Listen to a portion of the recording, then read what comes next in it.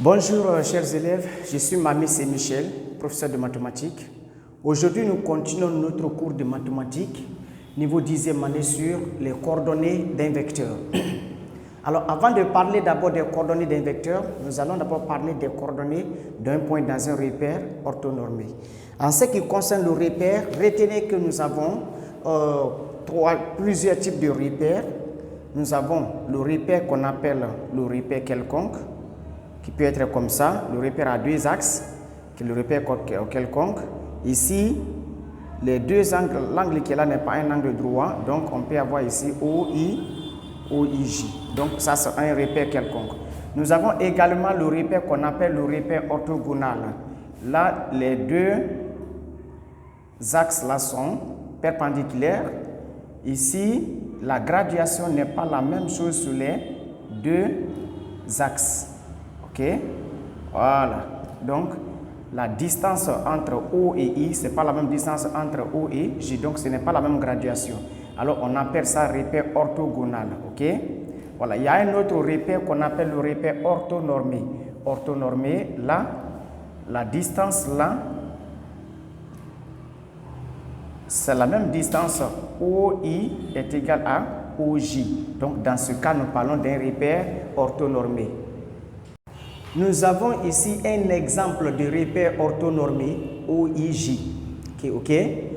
La distance OI est égale à la distance OJ et les deux axes sont perpendiculaires. Donc nous disons que c'est un repère orthonormé. L'axe qui est horizontal est appelé l'axe des abscisses, qu'on peut appeler aussi l'axe des X. Et l'axe vertical est appelé axe des ordonnées. Donc, on peut aussi l'appeler l'axe des Y.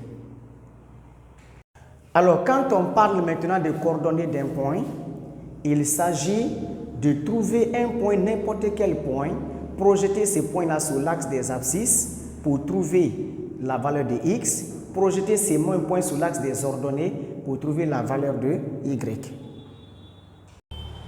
Alors, nous allons placer un point dans ce repère que je vais appeler ici le point M. Le point M, nous allons trouver les coordonnées du point M dans ce repère orthonormé. Pour trouver les coordonnées du point M, il faut projeter perpendiculairement le point M sur l'axe des abscisses. Donc quand je projette ici, ça va tomber sur une valeur. Ok, voilà, quand je projette comme ça va tomber ici sur une valeur que je vais appeler X. Et je projette le même point sur l'axe des ordonnées et cela tombera sur un chiffre que je vais appeler Y.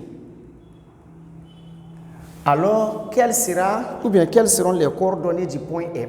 Les coordonnées du point M sont X, Y. C'est-à-dire, M a pour coordonnée abscisse, M a pour abscisse X et pour ordonnée Y. La même formule là peut s'écrire aussi de la sorte. On peut aussi dire M a pour coordonnée X, Y. Donc, écrire M a pour coordonnées X, Y, c'est la même chose lorsqu'on écrivait aussi X a pour coordonnées X et Y. Alors, nous allons placer les points suivants dans le repère orthonormé. Dans le repère orthonormé OIJ, plaçons les points A de coordonnées 2, 3, B de coordonnées moins 3, 2 et C de coordonnées moins 1, moins 4. Alors, pour placer ces différents points dans le repère, nous allons commencer par le point A. Alors, le point A qui a pour coordonnées 2 et 3, cela veut dire que X est égal à 2, Y est égal à 3. Donc, je cherche 2 sur l'axe des abscisses. I correspond à 1. Ici, nous avons 2, 3, 4, 5, 6. Ici, 1, 2, 3, 4. Donc, x est égal à 2, y est égal à 3. X est égal à 2, c'est ici. Voilà.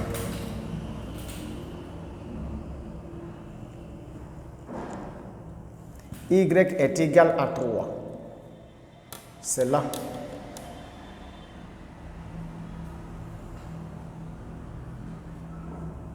Donc, j'ai placé le point A dans ce repère. Le point A aura pour coordonnées 2 et 3. Nous allons placer le point B qui a pour coordonnées moins 3 et 2, c'est-à-dire x est égal à moins 3, y est égal à 2. Donc, moins 1 ici, moins 2, moins 3, moins 4, moins 5. Également sur l'axe des ordonnées aussi, moins 1, moins 2, moins 3, moins 4 et moins 5. Donc, on nous dit que x est égal à 3, à moins 3, y est égal à 2. Donc, x est égal à moins 3, c'est ici. Donc, je fais, voilà, moins 3, c'est ici. Y est égal à 2, c'est 2 qui est là. Donc, je projette également 2.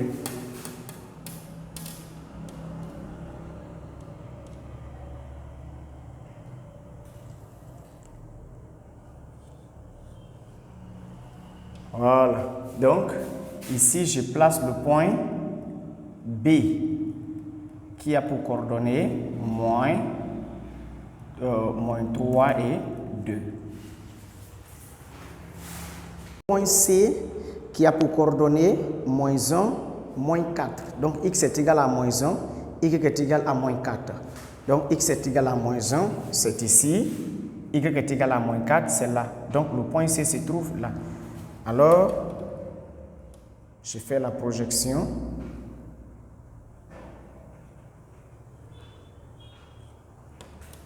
Voilà.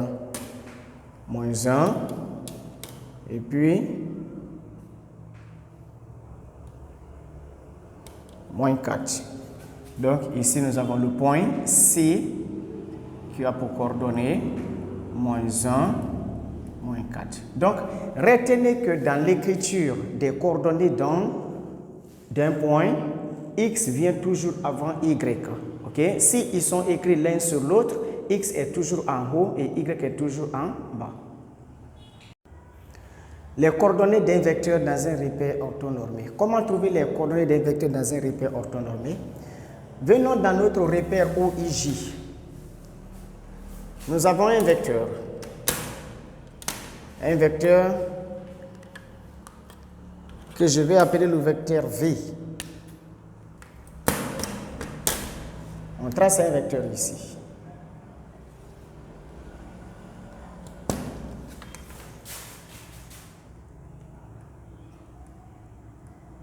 Comment trouver les coordonnées de ces vecteurs dans ce repère orthonormé? Il faut projeter ces vecteurs-là sur l'axe des abscisses pour trouver son abscisse. On projette le vecteur comme ça. Voilà. Ça va tomber sur un chiffre ici. Et l'extrémité également, tu projettes l'extrémité. On projette l'extrémité. Ça va tomber également sur un chiffre ici. La distance qui est là représente l'abscisse du vecteur V. Et ensuite, on fait la même projection sur l'axe des ordonnées.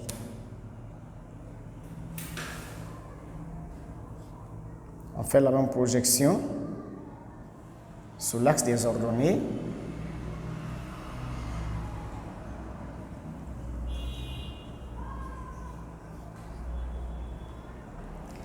Et là, voici la distance. Cette distance-là détermine également l'ordonnée du vecteur V. D'où le vecteur V aura pour coordonnées x Y. Alors, par définition, nous disons ici que on appelle couple de coordonnées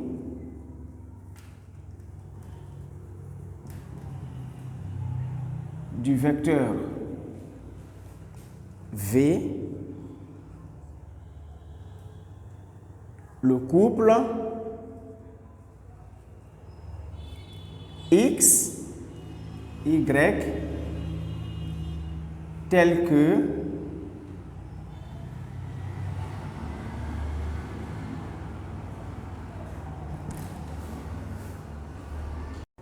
alors marquons 2 points M et N représentant le vecteur V. Ok? Donc, par définition, on appelle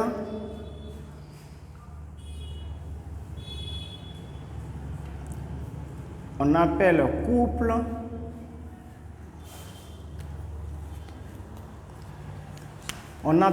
de coordonnées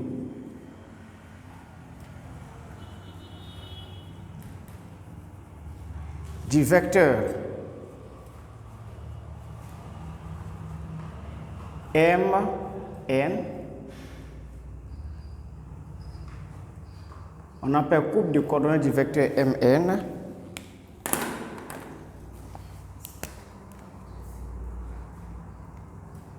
Le couple de nombres réels X, Y tel que M, N égale X, OI plus Y, OJ. Alors, nous allons faire un exemple. On donne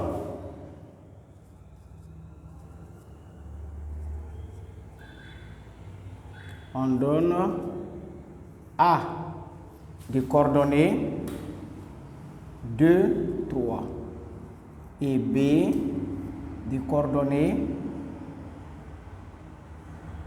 1 et 4. On demande de trouver les coordonnées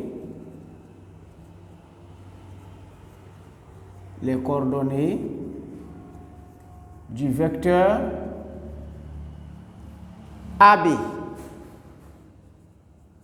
Nous connaissons les coordonnées du point A, nous connaissons les coordonnées du point B et on demande de trouver les coordonnées du vecteur AB. Alors suivez.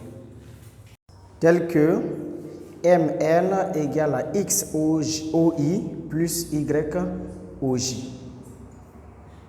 Alors graphiquement, commençons par placer d'abord les points A et B. Donc le point A a pour coordonnées 2 et 3, c'est-à-dire X est égal à 2, Y est égal à 3. Donc je place le point A. X est égal à 2, X est égal à 2, Y est égal à 3. Donc le point se trouve ici. Alors, je fais ça.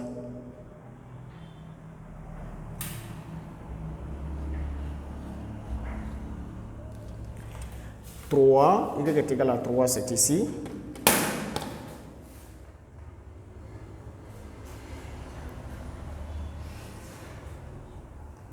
Et j'ai mon point que je vais écrire, le point A. Le point A qui a pour coordonnées combien? 2 et 3. Ensuite, on place le point B qui a pour coordonnées 1 et 4. C'est-à-dire X est égal à 1, Y est égal à 4. Donc le point se trouve toujours ici. Alors X est égal à 1, c'est là.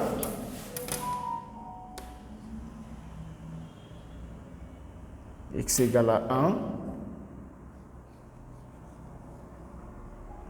Y est égal à 4.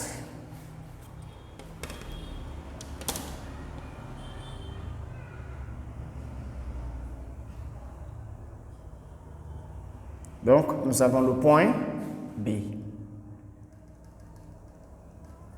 X est égal à 1, Y est égal à 4. Maintenant, nous allons trouver les coordonnées du vecteur AB. Nous allons d'abord tracer le vecteur AB. Alors, nous avons placé le point A, nous avons placé le point B et maintenant nous avons le vecteur AB. Nous devrons trouver les coordonnées de ce vecteur AB. Qu'est-ce qu'on a dit? Il faut projeter ces vecteurs sur l'axe des abscisses. Quand on projette ici verticalement, voici ce qu'on trouve. Et là aussi. Donc, nous avons une distance ici. Cette distance-là représente la valeur de x. Si nous projetons également ici, nous trouvons une distance là. Et cette distance représente la valeur de y. Maintenant, quelle sera la valeur de x ici? La distance entre i et 2, c'est 1. OK? Mais, qu'est-ce qu'on remarque? On remarque que le vecteur AB est dans le sens contraire du sens de la graduation. La graduation, c'est de la gauche vers la droite. Mais le vecteur a pour sens de la droite vers la gauche. Alors, la distance qui est là est égale à 1. Puisque le vecteur est dans le sens contraire du sens de la graduation, alors nous prenons moins 1. Dans ce cas, x qui est là sera égal à moins 1. Donc, ici, moins 1. OK? Revenons maintenant sur l'axe des ordonnées. Sur l'axe des ordonnées, la distance entre 3 et 4, c'est 1. Mais 1 va prendre quel signe? Nous voyons que le sens du vecteur, c'est le même sens de la graduation de l'axe des ordonnées. Alors, il va également prendre 1. Donc, par projection, on trouve que x est égal à moins 1 et y est égal à 1. Voici les coordonnées du vecteur AB. Vecteurs égaux. Quand dit-on que deux vecteurs sont égaux? Deux vecteurs sont égaux.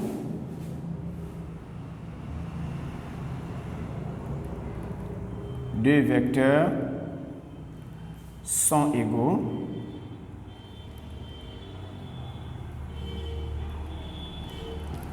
lorsqu'ils ont le même couple de coordonnées.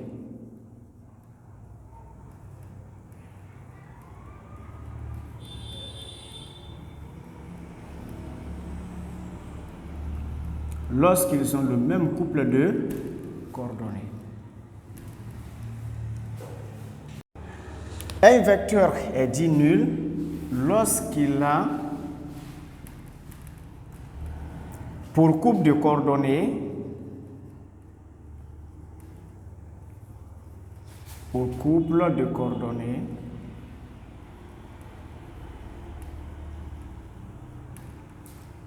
zéro, 0. C'est-à-dire x est égal à 0 et y est égal à 0. Nous disons que c'est un vecteur nul.